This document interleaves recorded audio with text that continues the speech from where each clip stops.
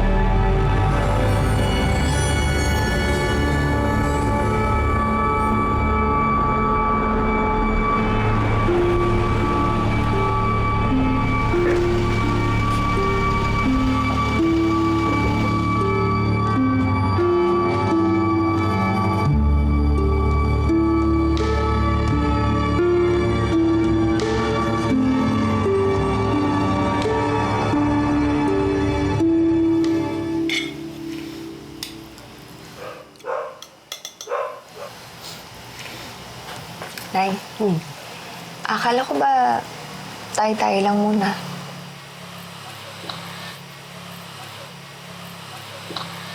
Eh di ba kasi sabi mo hindi ka pupunta? Kaya inaya ko si Rod. Hindi, natanong ko lang naman.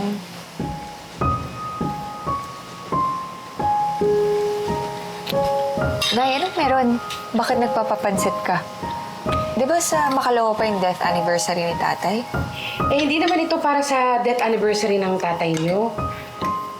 Natanggap kasi ako sa bracket na in-applyan ko. Talaga, Nay? Teka, Nay, legit ba to? Naku, anak. Legit na legit. Oo, nagbebenta na ako ngayon ng health cards. Nay, talaga? Alam mo, anak, ang sarap pala sa pakiramdam na nakakadiskarte na ako sa sarili kong pera. Pagkatapos malugi yung tindahan natin sa palengke. Kaya kayo, kung may kakilala kayo, na pwede ko pagbentahan, sabihin nyo lang sa akin. Huwag ka mag-alala, Nay. Tulungan ka namin. Nakakatuwa naman, Nay. Kaya pala may papansit, eh. Pinuto mo ba ito, Nay, o binili mo? Binili ko na lang, anak.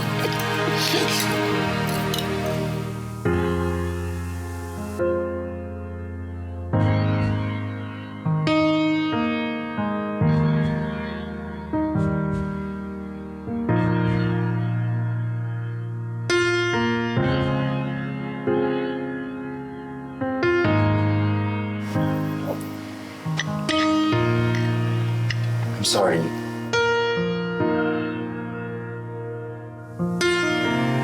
Hindi ka ba komportable na dito ako?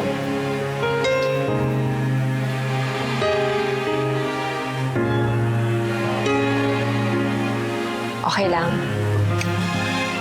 Magkaibigan naman na tayo, di ba?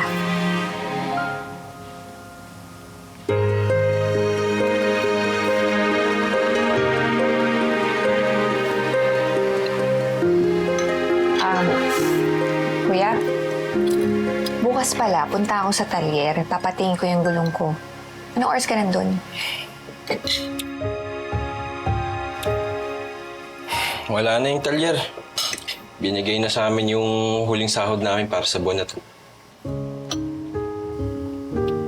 Huwag ka mag-alala. Naghahanap naman ako ng trabaho eh. Mahirap, pero kakayanin. Kuya, kung kailangan mo ng tulong, sabihin mo lang sa akin. Huwag mo na akong isipin. Ikaw ngayon yung naalala ko eh. Nagsimula na naman uminom yung asawa mo, di ba?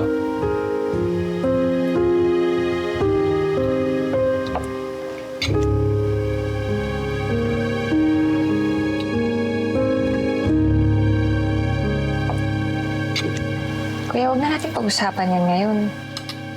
Magpakasaya tayo. Tingnan mo, may racket si nanay, oh. Nanay.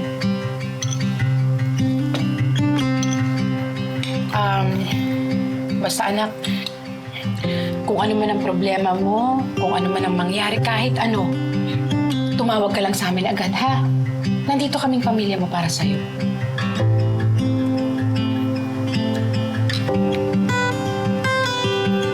Teka. Di ba nagsa-celebrate tayo, Nay? Ba't biglang na bago yung mood? Dapat cheers tayo! Congratulations, Nay! Cheers tayo! Cheers! Congrats, Nay. Thank you, anak.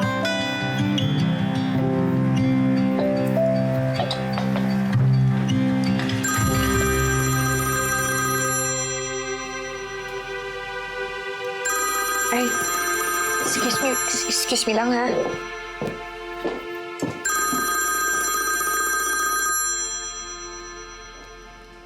Hello? Where the hell are you? Naglalasing na naman ang asawa mo! O, sige po, uwi na po ako.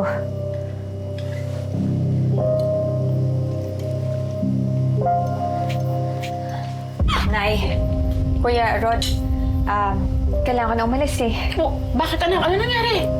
Nay, may emergency lang. Ha? Sige po. Nayalis na ako. Kuya, Rod. Anak, mag-iingat ka, ha? Opo.